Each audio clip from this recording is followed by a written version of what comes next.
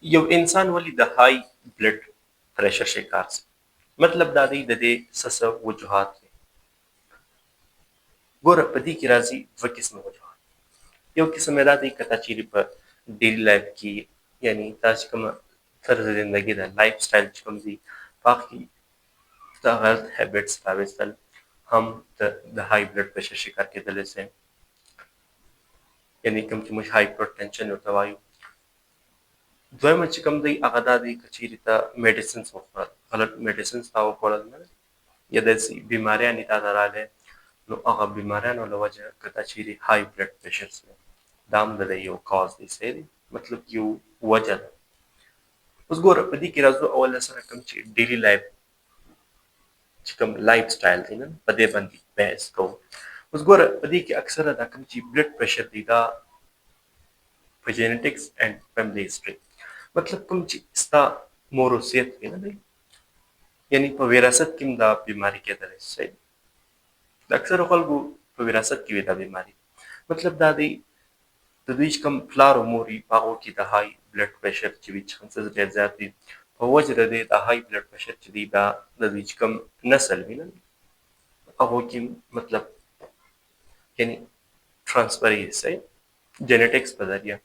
کوم چې موږ موروثیت وراثت ورته وایو صحیح دی نو دا بیماري چې ده په دې وجه هم راتللی شي صحیح دی. تا به درنګ ډېر خلکو په کلي کې لیدلي وي چې دوی د مور پلار هم شوګر بالا کېږي پسې راسه کوم چې د مور پلار زمن وي یا لوران وي د هغو هم یعنې کوم چې دوی اور ویټ سي یا اور ایج سي نو دوی د شوګر ډېر یعنې کوم چې موږ بلډ پریشر ورته وایو دا ډېر شکار کېدلی شي صحیح. دویم کاز چې دی هغه دا دی ګوره که تا چیرې خوراک چې کوم دی کوم چې موږ هیلتي ډایټ ورته وایو یا ته انهیلتي یعنې غیر صحتمند غذا تا انټیک کول مطلب اخیستله دی نو دا هم پکار نه دی صحیح. څه یعنې غیر صحتمند غذا انهیلتي ډایټ مثال के तौर पर अक्सर خلک به تل دلې وي دوی د سالټس استعمال زیات کوي د مالګې استعمال نه دی نو دا نه دی پکار د های بلډ پریشر لپاره. سوډیم داسې نور هم کوم چې نمکیات یعنې سالټس دي دغو اخیستل یعنې تروه شیان خوړل دا هم پکار نه دی صحیح یعنې په خوراک کې چې کوم دی بیلنس ډایټ چې دی هغه ته اپلای کړي دا ډېر بهتر صحیح دی. په دې کې ګوره ته به اکثره خلک لیدلي وي کوم چې ټومیټو دی ټماټر نه دی لکه ته چیرې زیات خورې او ته اوبه نه څښې ته حالانکې د مطلب داسې شی دی چې هغه صحتمند دی مطلب هیلتي دی ته هم تا ته نقصان دی کېدلی شي ولې په دې کې کیلشیم دی دې په وجه څه کډني سټون هم جوړېدلی شي ولې دی ترش دی تریو دی سور ذایقه چې کوم ده هغه د سور ده نو په دا وجه دی چې کوم دی یعنې تا کې د کډني ډیزیز پیدا کولی شي نور د بلډ پریشر کوم چې لیول دی هغه هم های کولی شي صحیح. نو بهتره دا ده چې بیلنس ډایټ په خپل ژوند کې اپلای کړي. بیلنس ډایټ وپېژنئ یعنې متوازن غذا هر قسم خوراک کول په میانه روي سره د نبي علیه السلام یو حدیث صرف دی وایي دی چې د ژوند په هر فیلډ کې میانه روي اپلای کړي موډریټي چې موږ ورته وایو په انګلیش ټرم کې نو پکار دا دی چې ته بیلنس ډایټ انټیک کوئ مطلب متوازن غذا اخلئ نو ته به بیا د های بلډ پریشر شکار کېدی نه شئ. درېیم نمبر باندې که تا چیرې لیدلي وي نو کوم خلکه چې هغه اور ویټ مطلب دا دی کوم چې موږ اوبیسټي ورته وایو اور ویټ د چا وزن تر حد ډېر زیات وي اوبیسټي په دوی کې راغلي موټاپا نو هغه خلک هم ډېر د های بلډ پریشر شکار کېږي ولې د په جسم کې سیل زیات وي زړه دپاره زړه چې د دوی سم کار نه کوي صحیح سیلز ډېرې زړه چې کوم ده د وینې په ذریعه هر سیلز ته خوراک رسول نو زړه چې د دوی یعنې نشي کولی ولې چې بدن کې سیلز زیات وي د زړه کمزوری وي ولې د ایکسرسایز نه کوي نو په وجه د دې دی د های بلډ پریشر شکار کېږي. په څلورم نمبر باندې که ته چیرې وګورې نو دا چې دی هغه خلکه کوم چې ایکسرسایز نه کوي ایکسرسایز یعنې ورزش چې دی دوی په ډیلي لایف کې نه کوي مطلب ډیلي ته یوه نیمه سه یوه ګنټه جیم ته تلل ولې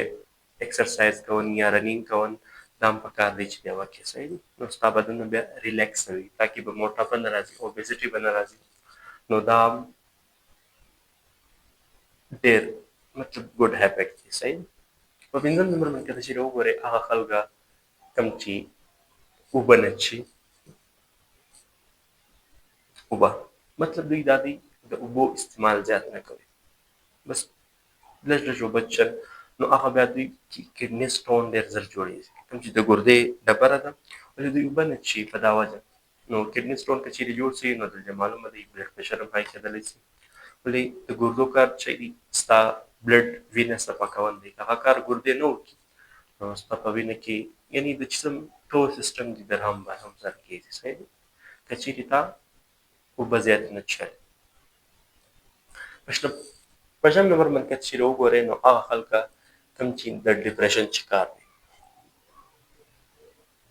ډپریشن دوی هارډ ورکینګ زیات کوي صحت ته توجه نه ورکوي یعنی ډپریشن دماغ چې وي دوی ډېر پریشانه کړی وي سټرس منټل سټرس دوی هر ټایپ منټل سټرس کې نو د هغه خلکو هم بلډ پرېشر پورته کېدلی شي داسې راځه په اووم نمبر باندې که چېرې وګورې هغه خلکه کوم چې سلیپ یعنی ویده دا چې دا هغه په ټایم نه کوي دوی په ټایم نه ویدېږي یا خوب پوره نه کوي نو هغه خلک هم د بلډ پرېشر ډېر های بلډ پرېشر هایپر ټنشن یو لو بلډ پرېشر دی هغه ته موږ هایپوټنشن وایو زه فلحاله په های بلډ پرېشر لګیا نو دا یعنی څه کوي د بلډ پرېشر یعنی تا مطلب کوز کوي صحیح دی نو په شلاس اوس که چېرې وګورې نو په دې کې کډنی ډیزیزز هم شته مطلب د ګردې بیماریان دي هغه چې چېرې تا کې راغلی بیا د هم بلډ پرېشر پورته کېږي ډېر وجوهات کېدلی شي داسې میډیسنس ته واخلې داسې ادویات دي چې هغه ته بیا ستا د څه یعنې بلډ پرېشر لیول چې دی هغه های کړي داسې میډیسنس هم شته مثال کې طور پر د هغو سایډ افیکټس وي ته یې یو د بیماري دپاره اخلې لیکن هغو سایډ افیکټس چې وي ستا بلډ پرېشر های کول نو ګایز امید لرم چې د ویډیو څخه به استفاده اخیستی وي انشاءالله ملاقات به وي